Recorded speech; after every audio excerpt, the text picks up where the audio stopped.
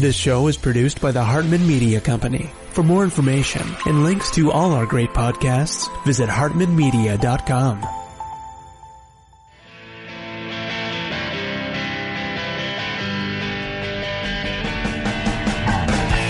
Welcome to the Young Wealth Show, where you'll truly learn how to make, spend, and invest money for an awesome life.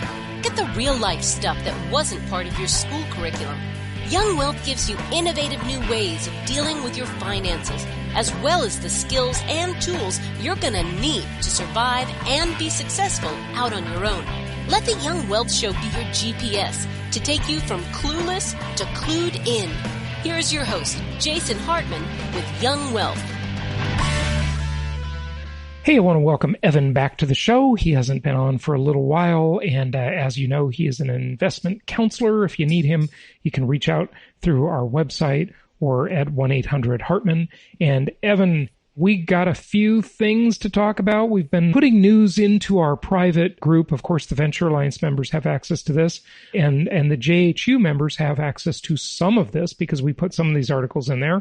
So you may be familiar, but the New York Times is only 2 months behind my prediction.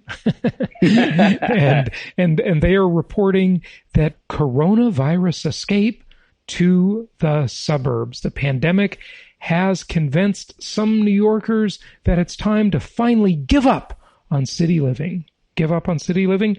You know, folks, I've said it and I'm going to stand by this one. I think the world has changed forever.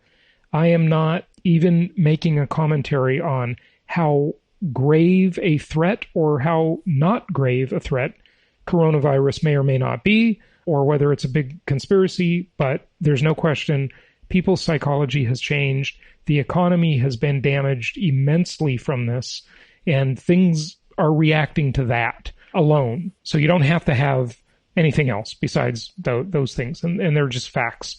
So, Evan, this article, a big piece in the New York Times. Let's dive in. Talk to us about this a bit. Well, it cited a lot of reasons. I mean, we were talking about people leaving the big cities even for the last 2 years before the coronavirus for a variety of reasons, price, safety, so forth.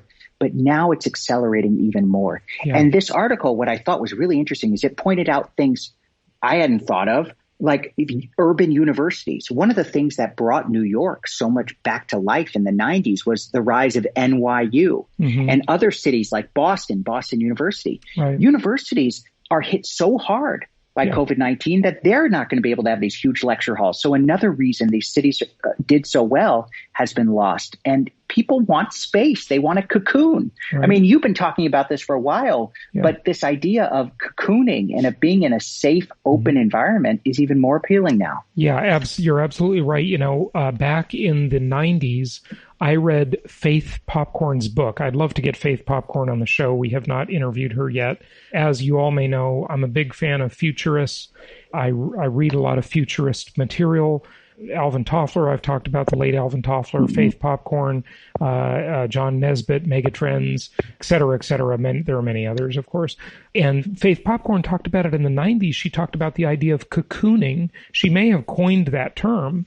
And it was just based on the idea that people are cocooning in their house.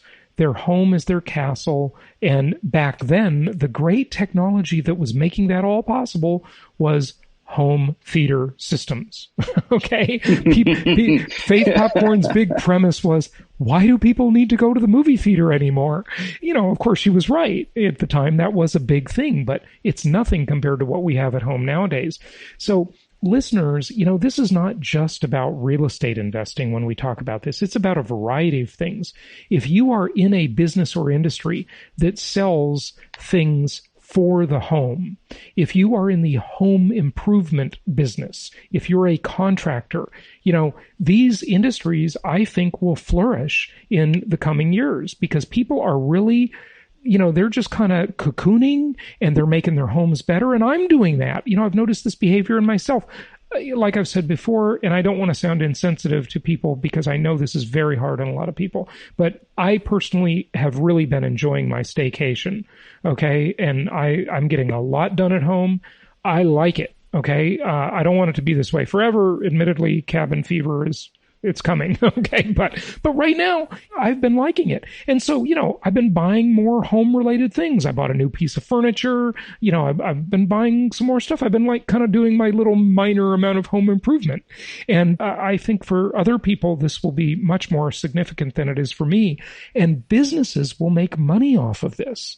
Businesses that sell home improvement, remodels, additions, the real estate industry, in terms of traditional home sales, when it gets going again, and it is going, but it's going to go a lot more. People are going to look for larger homes, more comfortable homes, places where they can really cocoon, where they have space for home gym equipment, home office.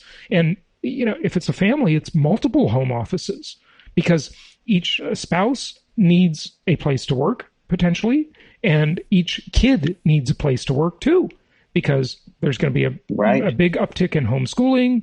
There's going to be home universities.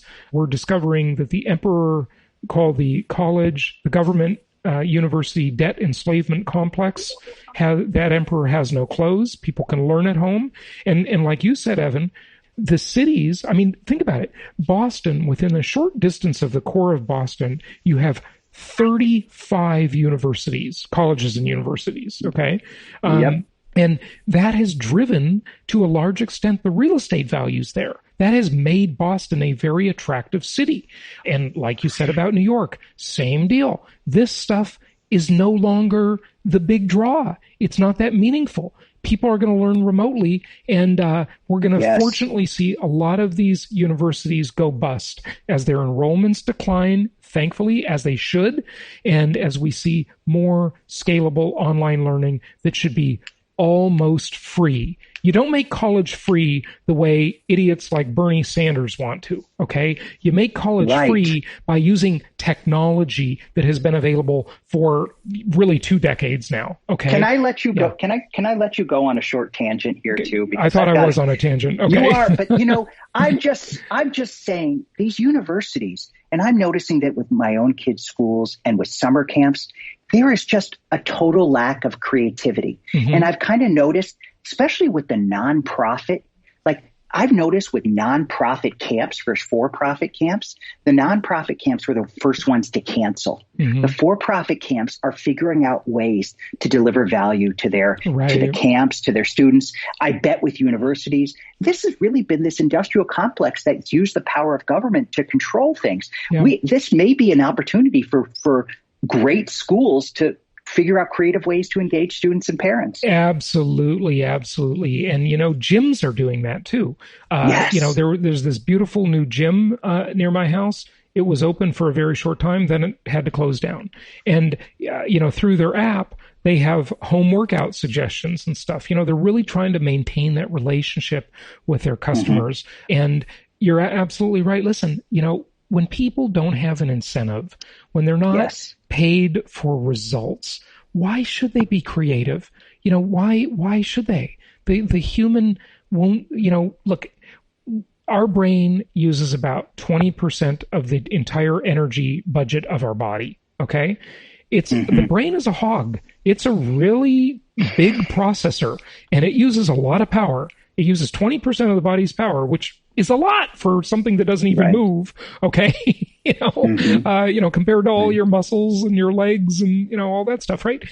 So we try to be cognitive misers. And Evan, you and I have been studying this a bit lately when we've been studying advertising and copywriting and things. Yeah. Storytelling.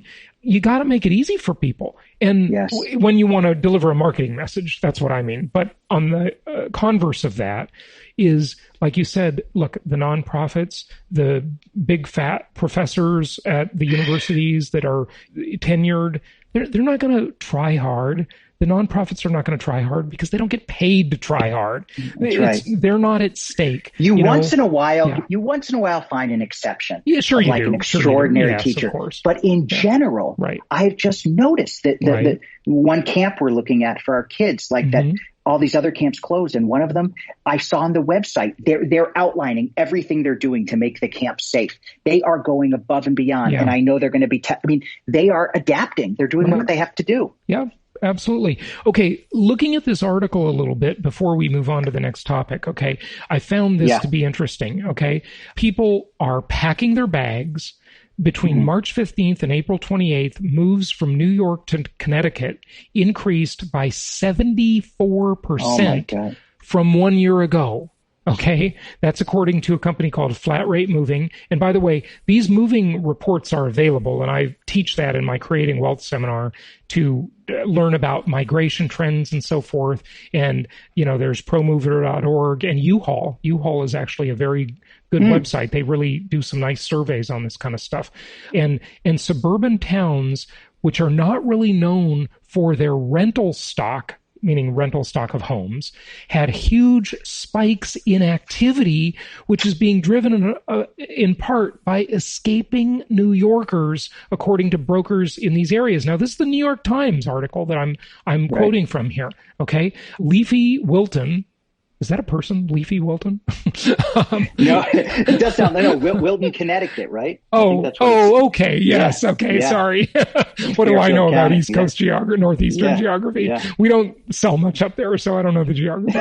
Okay. Excuse me for my ignorance. Not good rent to value ratios there. Yeah. No, definitely not. Definitely not. Yeah. For instance, experienced 19 lease signings between March 1st and April 29th versus 10 in the same period a year ago. So that's a 40% increase. Okay. What else do you want to share from this thing? How about Westport, Connecticut? That's amazing. Okay. In the same period, Westport it's a nice had suburb. That's where Martha Stewart lives, with her ankle bracelet, had 63 new rentals, up from 36 1 year earlier ago, while Greenwich, Connecticut, was at 200 versus 158. Properties included single-family houses and condos, and leases were sometimes as short as 2 months. It's fast. People are turning their homes into short-term rentals in some ways. I mean, they're not the same. As you were saying about your Airbnb short-term rental that you bought through our network, it's not as short as the typical, the way we think of, rent it for a week or 3 days, but this is like a 2-month rental. Yeah. Right. Interesting. It is. It's nice. And, this also proves something you were saying a couple of years ago about renting has lost its stigma. Yeah, yes, people are kind of forced to rent here, but no one cares whether you're a renter or not in most neighborhoods. I doubt in Westport, Connecticut, if someone's paying $20,000 a month to rent a house, nobody on the street is going to say, these renters are bringing down the value of our homes. That's not happening anymore. Yeah, no, that's totally changed. I mean, and I'll admit, even myself, back in, say, the 90s, I used to look down my own nose at renters and think, well, like at your age, shouldn't you own a house by now? I really thought, hey, sorry, that's the way the world thought back then. It's like if you didn't buy your own place by the time you were 30 or 35, you were kind of a loser. That's the way we used to think. But now, renting has totally lost its stigma. Listen, I would rather be renting myself right now. Okay. Oh, yeah. And I own lots of rentals that I rent to other people. Renting is a better deal. The more expensive the home, the better deal it is. Even at $55,000 a month, like that one in the Hamptons that you posted. Right. Evan. Yeah. With the infinity pool and sound like a nice. I wonder how much I wonder what the rent to value ratio on a house like that is. It's got to be horrible. Well, that house has got to be worth a lot more than $5.5 million. Right. So 55,000 would be 1%, right? I guess that's true. I guess that is a good rent to. Yeah. Well, I know it would be a bad. No. It's a bad rent to value because I'm sure that house is probably $15 million or more. Right. So it could be $50 million for all I know. Right. So they really should sell the house and buy some properties in Indianapolis or Little Rock. Well, if their house is worth $20 million, they could sell that house and buy 200 rentals through our network. You just go to jasonhartman.com/properties and they could be happy to. And they could have $1,000 times 200. They could have $200,000 a month, approximately, versus $55,000 a month because their rent to value ratio sucks. Yeah. Much more efficient use of capital. Definitely. No question about it. Folks, shameless self-promotion. Go find those deals at jasonhartman.com. All right. Okay. Anything else on this topic before we switch gears? No, this is just something, you've been talking about for a while. It's not going to end. It's not just coronavirus. This is many other factors pushing this. And as you always say, put yourself on the same side as the most important, institutions like the government and the Federal Reserve, will also put yourself on the side of demographic changes. And this is a big demographic change. Absolutely. Absolutely. So speaking of these changes, homebuilders have seen sales jump as renters flee small urban apartments. Now, this is Diana Olick, one of my favorites, CNBC, and the article is entitled exactly that. This is what I've been saying for 2 months. Homebuilders suddenly see sales jump as renters flee small urban apartments. So they're getting out of the urban areas with these tiny little places. It's not very comfortable to cocoon in a tiny little urban apartment or condo, and they're moving to the burbs. It's the same things the New York Times article says. It says, in the initial 4 weeks of the national shutdown, sales of newly built homes began falling. They were down 85% from the normal spring activity by the fourth week. Now, of course, the traditional home shoppers, they weren't leaving. Nobody was having any open houses. Nobody was showing properties. So, of course, they're down. But listen to this. In the past 2 weeks, however, the numbers have started to climb, according to, and we've had him on the show a few times, John Burns Real Estate Consulting, which tracks hundreds of builders nationwide.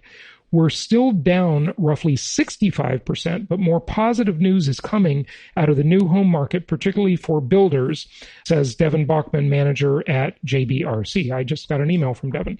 So this is interesting, and as these lockdowns lift and people get less concerned, there is going to be a mass. Like this is the 2020 version of the Grapes of Wrath. Okay. Yes. John Steinbeck's famous book, The Grapes of Wrath, was about migration. Now, they're not all going to the same place this time, so it's different in that sense, but they are going to a diverse set of places that have one thing in common. They're suburban. They're places where people can socially distance and where they can get a much larger home, where they can feel comfortable in that home. Do you think, Jason, that there's going to be any switch to, how you've had the author of the book State of the States on? Meredith Whitney. Meredith Whitney. I'm in Illinois, so we are, I think, the second or third strictest state.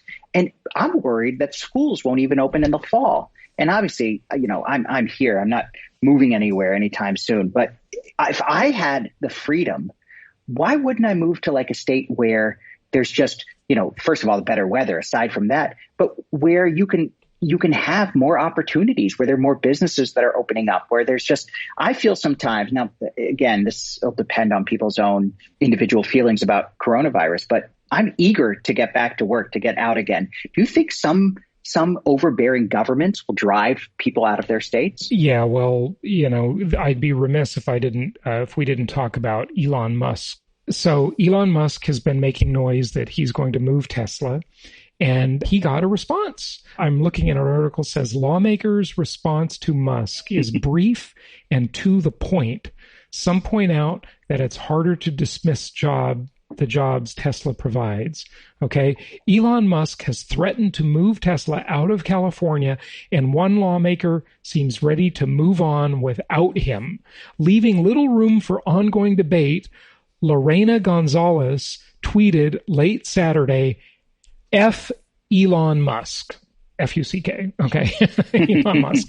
The CEO is unhappy with California's restrictions. It's just amazing that she would say that she would actually tweet the F word to Elon Musk. And, right. That's the attitude of California. Listen, I'm no big Elon Musk fan. Okay. No. I definitely will criticize him until the cows come home. But, in this battle, I'm on his side. Because these politicians, they're just pathetic in California. They're awful. They are so unwelcoming to business. They're trying. It's like a state that is trying to commit suicide. It's absolutely unbelievable. I mean, these are good paying jobs. I mean, I agree with you. I was listening to a story about Elon Musk too, and it talked about how, he has so much money, and yet his employees, that are on furlough don't know when they're going to be hired back. They're not making any money. And it was just a sad story. And I sympathize, of course, with his employees. But these are generally higher paying jobs. So if California doesn't want them, he's going to go open up another factory in Reno. Yeah, and a lot of those people will just move. Right. They'll just move to Reno or whatever, right? It says, now here's what they say. And the article goes on. It goes, Elon needs California then more than California needs Elon. What? Are you kidding me? I doubt that. Okay. Another post said, Tesla has a lot of employees in the state. So what you're actually saying, meaning you, the government, is F 37,000 people and their families. That's exactly what the Socialist Republic of California is saying. Absolutely stupid. And folks, every time some idiot in New York or California pulls something like that, some idiot politician, it just benefits the type of real estate that you can find at jasonhartman.com. So I'll just point that out again. Okay, with these home builders, I just wanted to play for you a little clip here that talks about the mortgage market and this issue. So let's just get this and then we'll wrap it up. Freddie will now buy mortgages that go into the government's forbearance program after they close. That program allows borrowers to delay their payments for up to a year if they've been impacted by the economic shutdown. Now, Fannie and Freddie hadn't been buying those loans, leaving lenders on the hook. And as a result, lending tightened dramatically. You can see here. So basically what they're doing is FannieMae and FreddieMac are now acting in a dysfunctional manner to bail out the system. This wouldn't happen if these weren't government-sponsored entities, okay? It only happens because of this. It's dysfunctional. Nobody in the free market would do it, but they're doing it. So go on. How mortgage credit availability tanked in March. Now, there are a lot of factors behind that, but this was just one of them. Fannie and Freddie's regulator said in a statement, purchases of these previously ineligible loans will help provide liquidity to mortgage markets and allow originators to keep lending. That from Mark Calabria. Now, there are certain limits, of course. Of course it will. Of course it'll help the mortgage market, but it just goes to show you that they're just bailing out every aspect of the system everywhere you look. Mortgage must have closed between February 1st and May 31st of this year. It can be to buy a home or refi, but no cash out refis. The loan cannot be more than 30 days delinquent. There will also be a cost premium for lenders to sell these. 5% of the loan for first-time home buyers and 7% for repeat home buyers. Now, there is some disagreement as to what this means for mortgage rates. Some say they could fall slightly as the credit box opens up more. Others say some lenders will pass on those higher costs onto borrowers in the form of higher rates. So that's Diana Olick at CNBC, and there you go. It's bailouts everywhere we look, Evan. But Jason, this is I've been wanting to ask you this question. How is this just going to last forever? I mean, I'm sure that the fact there are all these bailouts are delaying foreclosures and the ability for, let's say, our local market specialists to find great deals. Yep. Are they just delaying it by 3 months or 6 months, or is this just going to continue to happen for years on end? Well, I guess every bailout in essence delays the inevitable, which is the collapse of the system eventually. But the difference between my thinking and all of the Chicken Littles like Peter Schiff and Jim Rickards and just they're all out there saying the economy is going to collapse, right? They've been saying this for decades and they're always wrong. The reason is because nobody knows how long they can keep kicking the can down the road. And I say they can kick this can down the road another 50, 100 years. And the question is compared to what? It's all dysfunctional, but it's dysfunctional everywhere. It's not just in the U.S. It's the whole. And that's why market timing doesn't really work with our approach, because we're buying for cash flow, so maybe it'll be cheaper in a year, but you're still going to be collecting cash all along. Yeah, and probably the kind of houses we recommend, they're probably not going to be cheaper. I mean, we may see a huge decline in real estate prices, but when you segment that up by market, linear, cyclical, hybrid, and then you segment by price, and you segment by high-rise condo versus suburban single-family home. And when you do all of that, I think you might see the real dollar prices of our properties go up, or at least remain stable in this. Now, maybe not. Maybe the economic collapse will be so bad that everything will go down, but then it will kill the buying market and strengthen the rental market. So as I teach in the 3 dimensions of real estate, as I call it, that strategy of mine that I've been teaching for 16 years, the rental market and the purchase market are non-correlating. Okay. So when people are forced to stay in the renter pool because housing affordability has gone down, and that goes not by the price, but by the payment.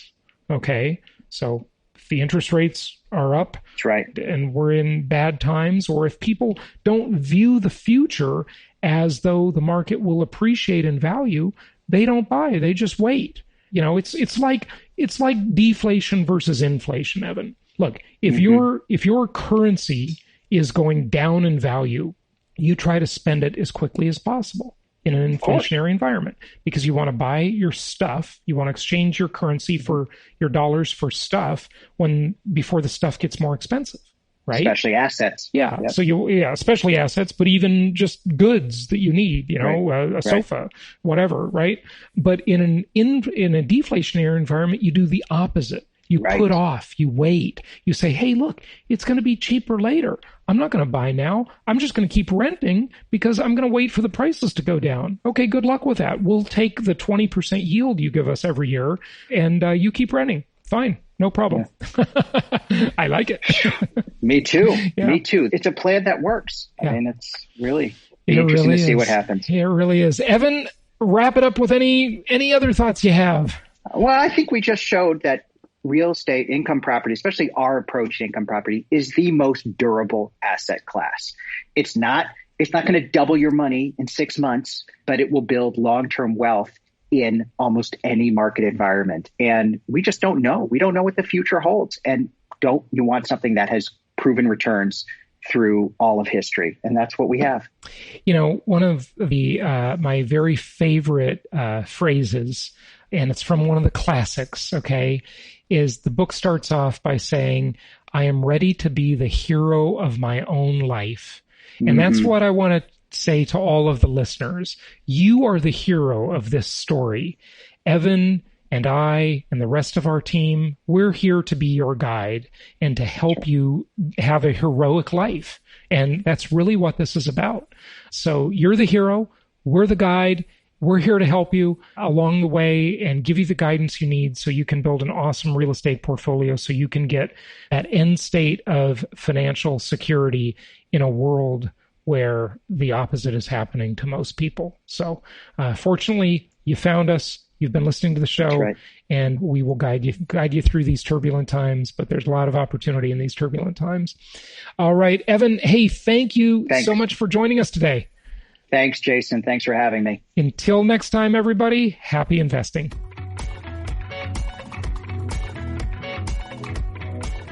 Thank you so much for listening. Please be sure to subscribe so that you don't miss any episodes. Be sure to check out the show's specific website and our general website, hartmanmedia.com, for appropriate disclaimers and terms of service.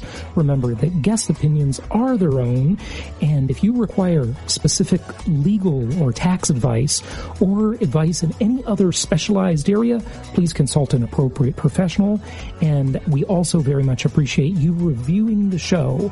Please go to iTunes or Stitcher Radio or whatever platform you're using and write a review for the show. We would very much appreciate that. And be sure to make it official and subscribe so you do not miss any episodes. We look forward to seeing you on the next episode.